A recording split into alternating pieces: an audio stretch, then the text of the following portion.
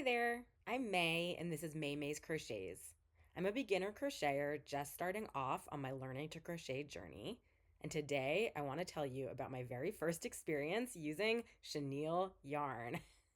That's right. Okay, let me show you the kind that I got. Basically, chenille yarn I had seen online, on Instagram, all these places, all of these super cute, adorable, cozy looking plushies. And I thought, I want to make that too. So I did some research. I read about how chenille yarn is really cute and soft and makes adorable plushies, but that it can be very hard to work with. But I thought, let me just give it a shot. I'm up for the challenge, even though I'm a total beginner. Let's see what I can do. So I did some research about various types of chenille yarn, different brands, things like that. And I ended up picking this one, Premier Basics Chenille Brights. Because I read that it was both sort of, it had the softness of all the nice, chenille yarns that are out there, but that it also wasn't too bad to work with, that it doesn't really shed too much, and that it was possible to do magic loops or magic rings with and like pull it without anything horrible happening. Or without like not being able to, I guess, close the magic ring. So I figured that was a good one for me to try. I know Premier also has their Parfait Chunky. I know there's like Honey Bunny. There's like Burnett Blanket. I don't even know how to pronounce some of these because I've like probably maybe only seen them written. But this is the one that I figured I would try. I got a bunch of colors of it. And I decided to make my first project in chenille, which was a whale. I love whales. I love the water. Can you tell? So let me show you actually first. Let me show you the project, how he came out. Here's my whale. I decided to name him Ollie. I think naming your Amigurumi type projects is really adorable. So here is how he came out. So I think he came out like great given some of the challenges that I had. But let me tell you about my experience using this chenille yarn. So when I first started using it, I started making my stitches for my magic ring, and instantly, my very first thought was like, where are my stitches?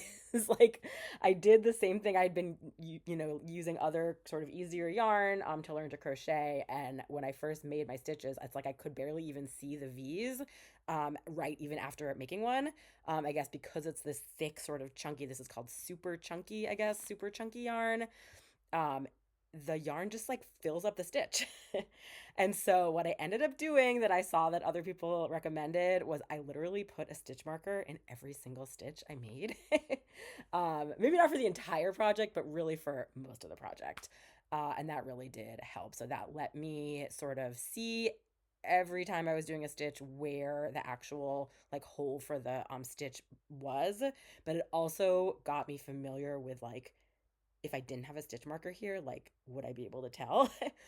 Some of the other advice I've heard is that you need to like feel for it. And I actually, you can kind of like feel it. Like there's like a strand sort of running through it that you can actually sort of feel under it. That's like the yarn is attached to that. And so I think that that's actually like one of the main tricks is like instead of relying on your eyes, actually just start to go by feel, and you'll start to really sort of see like you can kind of use your hook and like pull it apart a little bit and see like the two different V's a little bit, but you can also really feel for the two different V's. And that seems to be a really good piece of advice. I'm not sure that I'll be able to do my next project without a lot of stitch markers, but I'm going to try to do less than every single stitch because I kind of got driven crazy by that. But I still was able to finish the project, which was nice. Um, I think one really nice thing about chenille yarn or these super chunky yarns is it's really forgiving. So like if you make a mistake in any variety, like the yarn itself will sort of fill in the gap. Like it's so plushy, it's so chunky that it just kind of fills up the space. And so it looks really nice.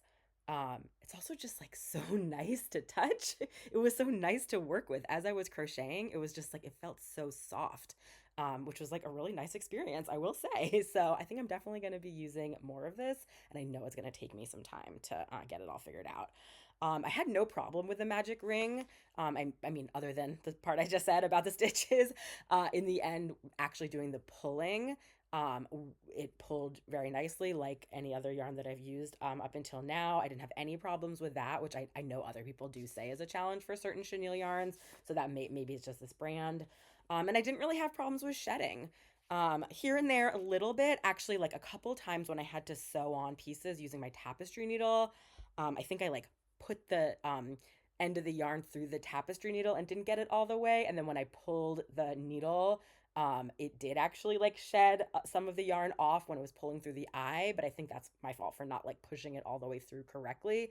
When I was actually crocheting, I honestly did not have issues with that, which I think is really nice. Again, I've read or heard that other people said with different brands of chenille yarn that they end up with just like shedding everywhere. Like it looks like some like goofy, like multicolored, like animal just like shed all of its fur off. So, yeah, this brand so far, this exact type of yarn I've had a good experience with. So I'm definitely going to continue to use it. And I think I just need to keep practicing and really get used to kind of feeling those stitches, finding those stitches. But I'm really excited to make more soft, adorable plushies.